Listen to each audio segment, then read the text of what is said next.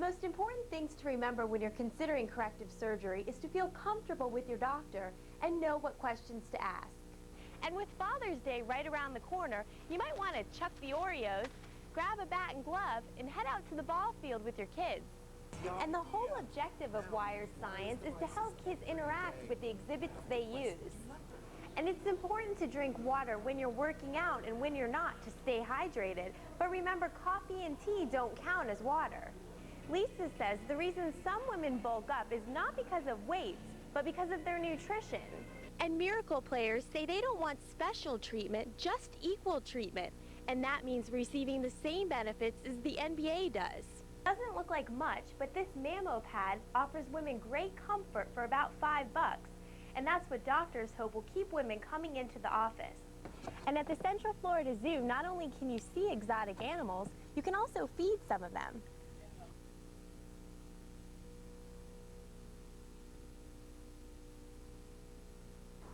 When prosecutors charged John Huggins with murder back in 1997, a jury found him guilty. Now Huggins is back in court to let a different jury decide whether he will live or die. John Huggins waits patiently, hoping this time around will be different. Huggins has already been sentenced to death once for the kidnapping and murder of Carla Larson, a 30-year-old Orlando woman. Larson disappeared from a public supermarket while on her lunch break, and police found her body 2 days later in a nearby wooded area. Although Huggins has already been sentenced for the crime, a circuit judge threw out the conviction, saying the prosecution withheld several interviews. Now Huggins' lawyer, Robert Wesley, says he hopes the new evidence will convince this jury to render a different verdict. Mr. Huggins is very eager to get this resolved. But prosecutors say the outcome of this trial will be no different for Huggins. When asked by the reporter if he killed Carla Larson, what he says to them is, "I don't think I did. I don't think I could do something like that. I'm on this blood thinner and I have blackouts, so I'm not sure, but I don't think I did." And the victim's family members say they think Huggins just wants time out of jail. If you're in his shoes, there's not a lot to do. You know, you sit there day after day, so now, you know, he's back on TV, he's back in the news. I can't blame him for wanting to drag this out. I mean, what else has he got to do? He's in jail for life. Witness testimony will begin tomorrow here at the courthouse, and Jim Larson, the victim's husband, will be the first to testify. In Tampa, Julie Monheim, Central Florida News 13. These seniors are decked out in red, white, and blue to welcome a very special guest. President Bush made his way to Orlando to speak to a group of senior citizens about how they can live healthier lives. And he started by talking about the benefits of exercise. People should be physically active every day. He shared some of his insights about nutrition. Let me put it another way. You need to eat your vegetables. And your fruits. We've been working on Dad for a while on the broccoli issue.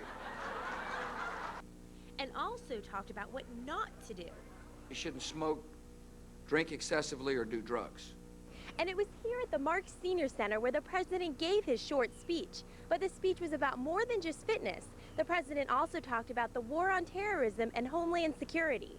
We've got to change cultures of agencies, which before September the 11th weren't that focused on homeland security, and you can understand why. We hadn't been attacked for a long time.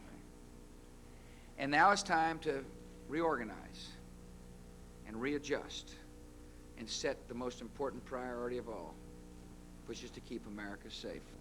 President Bush's visit to Orlando will continue as he heads to the Portofino Bay Hotel tonight for a Republican Party fundraiser. And tomorrow the president will be back in Washington, D.C., where he'll follow some of his own advice about fitness and run a 3-mile race with a group of White House staff members. The purpose of the race is to motivate workers to get in shape, just as the president motivated these seniors today.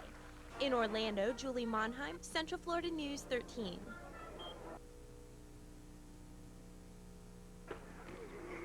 It's that time of the year again, and Bucks players are fired up. I'm ready to go bang, you know what I mean? But this year training camp is different for Tampa Bay. For starters, they aren't practicing in their hometown anymore. Instead, the Bucks have headed to Orlando to train at Disney, a place some players say is appropriate for this team. We got some Disney-like characters on our team, so might as well be here. But at first, the new accommodations took some getting used to. You could sleepwalk through UT and know where you were going. Right now, I have no idea where I'm at. I have no idea where I'm going. Now that the players know their way around, football is their main concern. Play football hard. That's the number one thing. 120% every day. And for 30 days, the Bucks will give it their all to prepare for the fast-approaching season. This year, players say the competition is tougher than ever. You guys are looking to take some of your minutes away, so the competition is good. It's real good. And another change, this season, you might catch defensive tackle Warren Sapp playing a little offense. In a heartbeat, he just called me up, said, 9-9, get in there, I'm going. That's fun. And of course, with the help of some innovative coaching, expectations are high. And we have a goal, a high expectation of this team, what we need to get done, and it's no less than the top. And the Bucks say they're looking forward to a new season with a new head coach. At the Bucks training camp, Julie Monheim, Central Florida News 13.